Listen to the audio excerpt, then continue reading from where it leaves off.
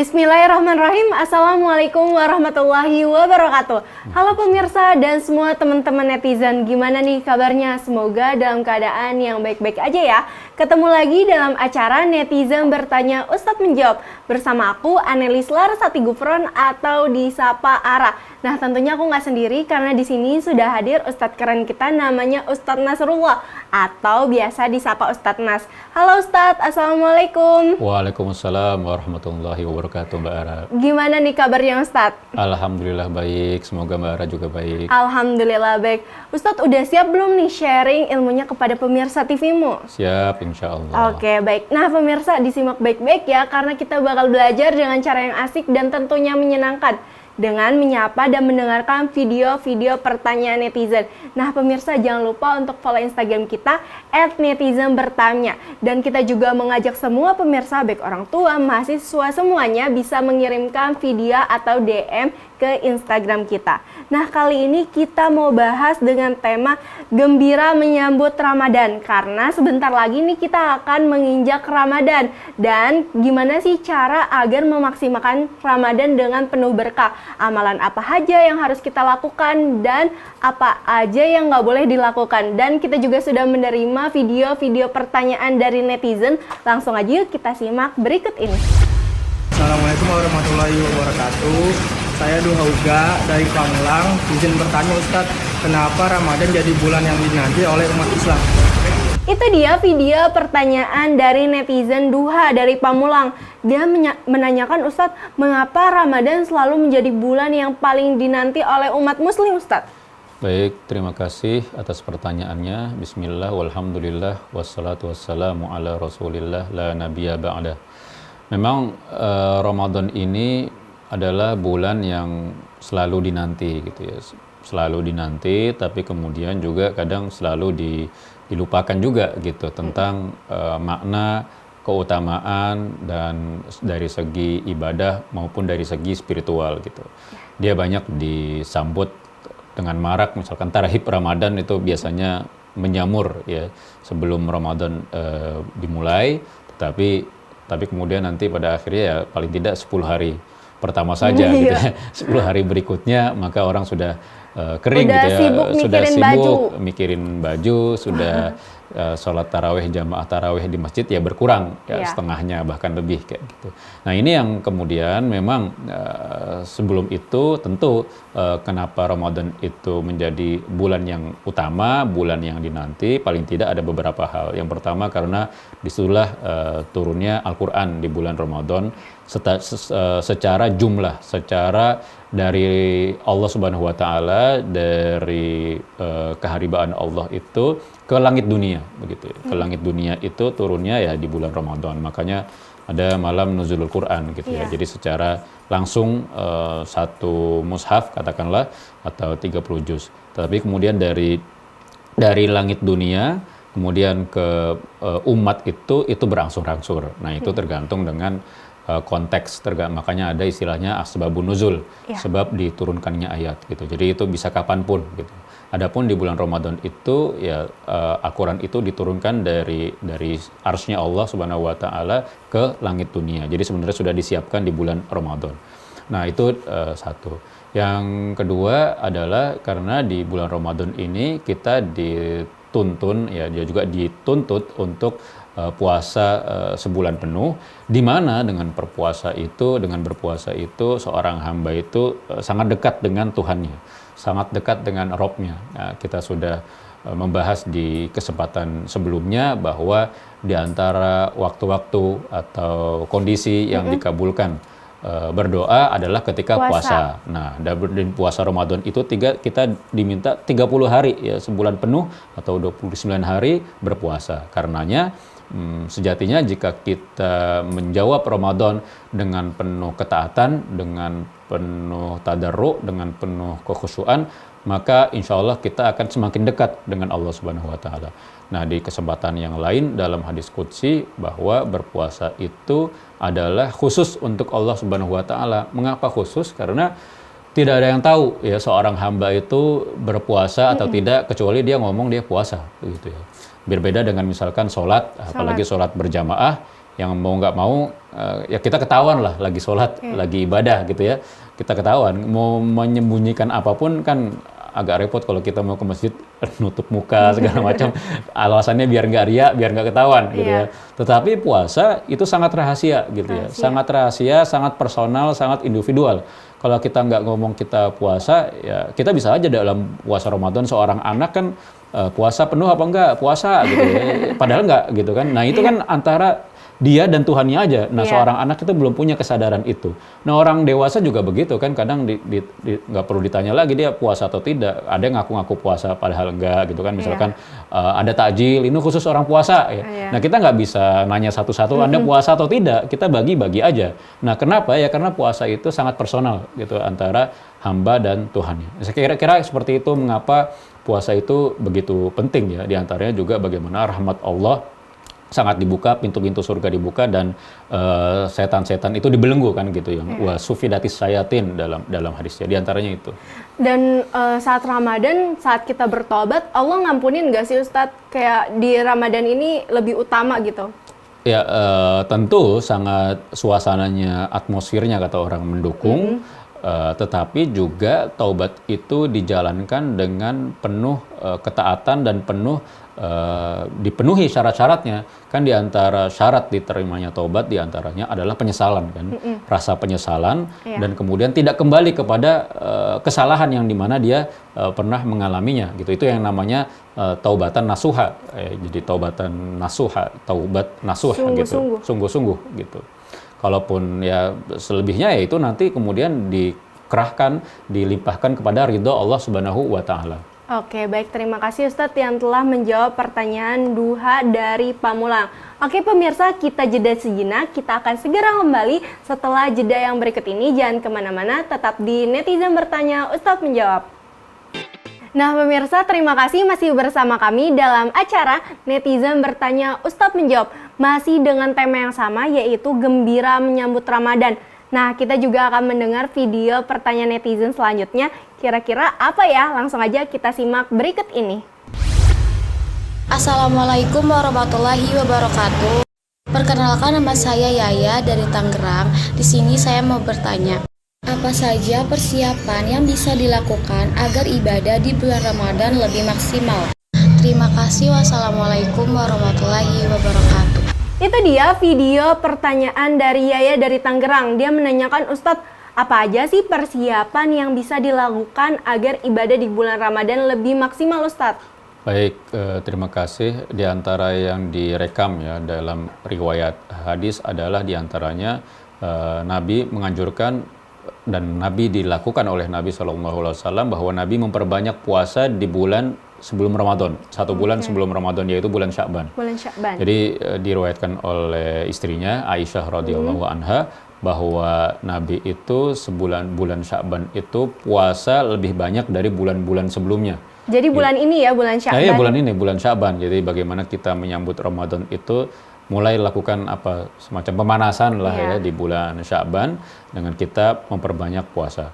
Nah, memperbanyak puasa di bulan Sya'ban ya juga macam-macam. Misalkan yang sebelumnya Senin Kamisnya tidak rutin, ya kita rutinkan. Kalau udah rajin Senin Kamis, puasa Daud. Iya, Daud atau Ayamul Bid itu kan di 12, 13, 14, 15 setiap bulannya kayak gitu. Nah itulah bagaimana kita diantaranya menyambut Ramadan ya, dengan sesuai sunnah ya, tidak hanya menyambut dengan acara tarhib ya segala macam, tetapi dengan aksi gitu ya, dengan aksi, dengan amalan, dengan ibadah yang sesuai sunnah kita sambut diantaranya dengan puasa gitu ya. Nah kemudian setelah itu tentu saja bagaimana kita menyiapkan spiritual kita selain puasa tadi, perbanyak amal soleh, perbanyak misalkan rutin sedekah kayak gitu-gitu. Nah selain itu juga hal-hal teknis, jika misalkan kita aktif di organisasi ya, aktif di kemasyarakatan, kita persiapkan bagaimana nanti program-program di bulan Ramadan itu jalan sebagaimana mestinya dengan lancar. Ini juga disampaikan dalam tuntunan ibadah Ramadan keluaran atau terbitan PP Muhammadiyah melalui Majelis Tarjih. Di antara bentuk persiapan menyambut bulan Ramadan adalah justru membuat jadwal penceramah kultum Ramadan gitu. Itu juga persiapan yang juga tidak mudah gitu ya, karena mengontak ya penceramahnya, narasumbernya satu-satu, kemudian jadwalnya cocok atau tidak gitu, ganti-ganti kalau tidak cocok. Nah itu juga bagian dari insya Allah menjadi ibadah tersendiri ya, karena ibadah itu tidak hanya ibadah mahdoh, ibadah yang ada dalilnya dalam Quran maupun hadis, tetapi ibadah yang ghairu mahdoh, ibadah yang kalau kita niatkan karena Allah, murni karena Allah, yang sebenarnya aktivitas sehari-hari, ngurus organisasi, bikin acara, kalau kita niatkan murni karena Allah, maka itu juga bisa menjadi ibadah. Oke, bisa juga nih Ustadz kayak mentargetkan 1 bulan Ramadan hatam Quran berapa kali gitu ya Ustadz, bisa juga. Itu juga bagian dari itu, tetapi juga dibarengi dengan misalkan akan lebih baik lagi kalau misalkan dengan artinya ya, dengan maknanya, dengan tafsirnya. Jadi tidak sekedar berlomba-lomba secara kuantitas ya menghatamkan Al-Quran. Tentu paling tidak 1 Ramadan sekali putaran hatam ya, tidak berkali-kali gitu ya. Kalau bisa bagus gitu, tetapi dengan maknanya, dengan tafsirnya, saya tidak yakin bahwa 1 kali Ramadan bisa lebih dari 1 kali untuk hatam Al-Quran jika dibacanya dengan penuh pemaknaan ya, dengan penuh pemaknaan, dengan penuh penghayatan. Oke, baik, terima kasih Ustadz telah menjawab netizen Yaya tentang menanyakan persiapan Ramadan. Nah pemirsa, masih ada nih video dari netizen selanjutnya. Kita simak yuk berikut ini. Assalamualaikum warahmatullahi wabarakatuh. Saya Siti Sahra, izin Ustadz mau bertanya. Kita baru saja melalui tahapan pemilihan kepala daerah, dan pada tahapan kemarin itu banyak sekali konflik yang terjadi, baik antara tim sukses yang satu dengan tim sukses yang lain, tetangga dengan tetangga, atau bahkan dalam keluarga pun beda pilihan yang membuat adanya konflik, tidak lagi saling sapa, saling hujat, dan lain sebagainya.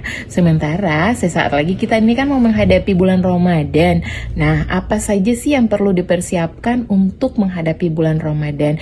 Sementara rasa dengki atau saling gengsi mungkin belum saling sapa, itu gimana Ustadz menurut pandangan Ustadz? Terima kasih.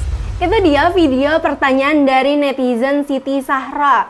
Dia menanyakan, Ustadz, apa sih peran keluarga dalam menciptakan suasana yang penuh kebahagiaan saat menyambut Ramadan, Ustadz? Baik, terima kasih. Ya, keluarga secara umum punya peran penting ya dalam bagaimana menjaga spiritual kita, menjaga rasa bagaimana selalu hamasah, selalu bersemangat dalam beragama kayak gitu. Jadi tidak hanya di Ramadan tetapi juga di luar Ramadan ya. Kata Al-Qur'an kan, "Qu anfusakum wa ahlikum naro." Kita diminta untuk menjaga keluarga kita, memaintain, merawat keluarga kita agar terhindar dari api neraka. Jadi sebelum kita bicara bagaimana membentuk negara yang baik, bagaimana menciptakan suasana negara yang kondusif, maka ruang lingkup paling kecil ya ada di keluarga itu sendiri gitu kan, keluarga yang sakinah, keluarga yang mawaddah dan rahmat tadi gitu. Karena keluarga yang sakinah kan artinya keluarga yang damai, keluarga yang tentram gitu, keluarga yang dimana kita di situ menemukan spirit kita dalam beragama. Nah, dari keluarga baru kemudian nanti ke atas bentuk qaryah thayyibah, kampung yang baik, wilayah yang baik, baru nanti baldatun thayyibatun wa rabbun ghafur, negara yang diridhoi gitu. Tapi awal mulanya adalah keluarga itu sendiri. Nah, keluarga tentu saja kita wujudkan dengan berbagai macam cara, seperti misalkan ya sholat berjamaah. Bagi laki-laki tentu sholat berjamaah sangat dianjurkan juga di masjid, tetapi sesekali dalam upaya pendidikan, dalam upaya mengedukasi atau pembelajaran bagi orang yang ada di rumah, bagi anak-anak juga perlu dilakukan berjamaah di rumah juga gitu sekali misalkan. Nah, itu juga bagian dari syiar juga menyemarakkan Ramadan, sehingga semuanya itu tidak hanya untuk diri sendiri tetapi juga untuk anggota keluarga yang lain. Setelah itu juga tadarus gitu ya. Jadi tadarus itu kan mengkaji Al-Quran bersama, tidak sekedar mengaji tetapi mengkaji. Nah, itulah yang dilakukan Nabi bersama bukan siapa-siapa tetapi malaikat Jibril. Jadi Nabi belajar Al-Qur'annya itu diantaranya adalah bersama malaikat Jibril. Jadi saling, ada kesalingan. Nah, termasuk dalam keluarga. Jadi misalkan ya bapak, ibu, anak membaca Al-Qur'an ayat-ayat secara bergantian, itu juga bagian daripada menyemarakan ya, Ramadan dan menjaga mudawamah istiqomah di bulan Ramadan. Jadi keluarga ini sangat berpengaruh ya untuk hamasah dalam mengisi Ramadan ya Ustadz? Oh tentu, iya sangat berpengaruh karena semuanya berangkat dari keluarga itu sendiri, dengan keluarga yang menciptakan suasana itu sebelum kita ke yang lain. Oke, baik, terima kasih Ustadz yang telah menjawab pertanyaan netizen. Nah pemirsa, kita jeda sejenak, kita akan segera kembali setelah jeda yang berikut ini. Jangan kemana-mana, tetap di Netizen Bertanya, Ustadz Menjawab. Nah pemirsa, terima kasih masih bersama kami dalam acara Netizen Bertanya, Ustadz Menjawab. Masih dengan tema yang sama nih, yaitu gembira menyambut Ramadan. Nah Ustadz, masih ada nih video dari netizen, langsung aja yuk kita simak berikut ini. Assalamualaikum warahmatullahi wabarakatuh. Saya Tasya, Ustadz izin bertanya, apa saja kebiasaan yang sebaiknya mulai kita tinggalkan sebelum memasuki bulan suci Ramadan? Terima kasih. Wassalamualaikum warahmatullahi wabarakatuh. Itu dia video pertanyaan dari netizen Tasya. Dia menanyakan, Ustadz, apa aja sih kebiasaan yang sebaiknya mulai ditinggalkan sebelum memasuki bulan Ramadan, Ustadz? Baik, terima kasih. Tentu kebiasaan-kebiasaan yang buruk ya dalam perspektif agama, kebiasaan-kebiasaan yang kiranya kita lalai dalam menjalankan perintah-perintah Allah Subhanahu wa taala kayak gitu. Misalkan tadi ya kita bahas di beberapa pertemuan sebelumnya tentang misalkan menunda sholat ya. Menunda sholat yang tidak ada alasan apapun kita menunda, misalkan sesuatu hal yang sebenarnya kita bisa langsung sholat ketika itu juga, tetapi kita tunda karena sekedar entertainment gitu loh, lagi nonton ya, lagi main game gitu, kita tunda dengan alasan lagi main game, maka ini bukan alasan yang dibenarkan, bukan alasan yang syar'i ya. Tetapi kalau menunda misalkan konsepnya sedang acara, sedang seminar, nah ini kan ada alasan gitu yang cukup nanti bisa berjamaah dengan orang-orang yang ikut acara tadi ya kan gitu ya.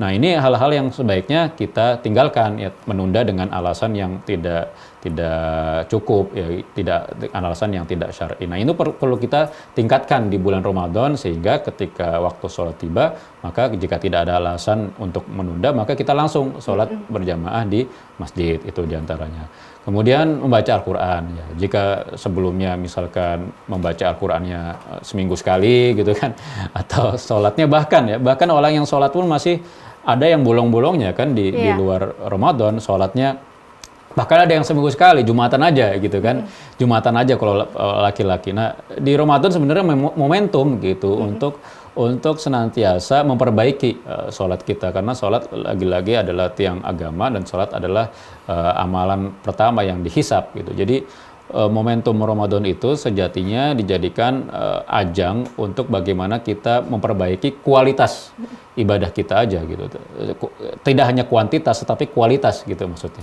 Jadi kalau misalkan kuantitas kita belum cukup, misalkan sholatnya masih bolong-bolong, belum tepat 5 waktu setiap hari, maka situlah kita cukupkan, tetapi kualitasnya juga kita tingkatkan. Kualitas itu maksudnya artinya ketika kita sholat ya tidak sekedar menggugurkan kewajiban, tetapi dilakukan dengan segala penuh khusyuk, tadarru, memahami arti sholat. Jadi gerakannya semuanya tepat, tidak cepat-cepat, karena itu bagaikan apa, ayam gitu ya, lagi ngambil makanan. Nah dan itulah bagaikan apa yang dianggap Nabi itu sebagai yang kayak pencuri gitu ya, karena ayam mematuk makanannya itu sangat cepat, itu bagaikan orang sholat itu seperti itu kayak gitu. Nah ini kita perbaiki kualitas sholat kita, diantaranya itu. Jadi momentum ya Ustadz, karena pahalanya akan dilipat gandakan di saat di bulan Ramadan ya Ustadz. Benar, itu diantaranya itu. Oke, baik. Terima kasih Ustadz telah menjawab pertanyaan netizen Tasya. Nah pemirsa, masih ada nih video pertanyaan netizen terakhir. Langsung aja yuk kita simak berikut ini. Assalamualaikum warahmatullahi wabarakatuh. Nama saya Dea Nabila. Pak Ustadz, izin bertanya, apa aja sih Pak Ustadz amalan sunnah yang dapat dikerjakan untuk menyambut bulan Ramadan? Terima kasih Pak Ustadz, mohon jawabannya. Assalamualaikum warahmatullahi wabarakatuh. Itu dia video pertanyaan dari Dea Nabila Ustadz. Dia menanyakan apa aja sih amalan sunnah yang dapat dilakukan untuk menyambut Ramadan Ustadz? Ya, terima kasih. Di antara amalan sunnah, sebagaimana kita sudah bahas sedikit ya di awal, di antaranya adalah memperbanyak puasa sunnah ya, utamanya di bulan sekarang ini, bulan Sya'ban, kita perbanyak puasa lagi. Misalkan sebelumnya sudah terbiasa Senin Kamis, nah kita tambah lagi dengan Ayyamul Bid kayak gitu. Jadi puasa sunnah itu kita tingkatkan kuantitas dan kualitasnya lah gitu, sebagaimana kita tarhib Ramadan. Dan inilah sebenarnya ibadah sunnah yang dituntunkan oleh Nabi tentang bagaimana menyambut Ramadan. Juga misalkan kita perbanyak lagi baca Al-Qur'annya gitu kan. Baca Al-Qur'annya lagi-lagi tidak hanya kuantitas tetapi juga kualitasnya gitu ya. Selain itu juga sedekah gitu juga bagian dari bagaimana kita menyambut Ramadan, karena nanti di Ramadan bisa dipastikan insya Allah akan banyak sekali dan akan sangat marak ya kegiatan-kegiatan seperti misalkan yang sifatnya sosial, termasuk buka bersama, dan itu secara finansial tentu butuh penunjang, butuh dana, butuh support. Nah itu kita bisa lakukan di sebelum Ramadan kan, kita support ya dengan menabung ya. Jadi menabung itu tidak hanya menabung misalkan hanya untuk bagaimana kita bisa membeli barang yang kita inginkan gitu ya, yang kita inginkan bahkan kita butuhkan, tetapi juga menabung untuk bisa bersedekah lebih banyak. Itu juga bagian dari persiapan di bulan Ramadan itu sendiri. Oke, baik Ustadz, terima kasih telah menjawab pertanyaan netizen Dea. Ustadz, boleh kasih pesan tentang tema kita kali ini, yaitu gembira menyambut Ramadan, Ustadz? Baik, terima kasih pemirsa TV-mu yang dimuliakan Allah Subhanahu wa Ta'ala. Ramadan akan tiba, maka senantiasa kita diminta untuk menyambutnya dengan penuh sukacita, dengan penuh gembira. Dan kita berharap kepada Allah Subhanahu wa Ta'ala agar kita disampaikan oleh Allah ajal kita kepada bulan Ramadan tahun ini, agar kita bisa menggunakan kesempatan di bulan Ramadan ini untuk memaksimalkan, mengoptimalkan amaliyah ibadah kita, baik itu hablun minallah, hubungan kita secara individu kepada Allah Subhanahu wa Ta'ala, juga hablun minannas, bagaimana kita bisa memperbaiki pola komunikasi kita, pola bermuamalah kita terhadap sesama manusia, tidak hanya manusia tetapi juga alam semesta. Karenanya senantiasa kita berdoa agar kita disampaikan kepada bulan Ramadan tahun ini. Oke, baik, terima kasih Ustadz yang telah menjawab pertanyaan netizen, dan kita juga udah sharing-sharing pertanyaan netizen tadi. Dan pemirsa, terima kasih banyak telah menyaksikan program Netizen Bertanya Ustadz Menjawab dari awal sampai akhir. Dan izinkan aku, Anelis Larsati Gufron dan Ustadz Nasrullah dan seluruh kerabat yang bertugas undur diri. Syukron semua. Assalamualaikum warahmatullahi wabarakatuh.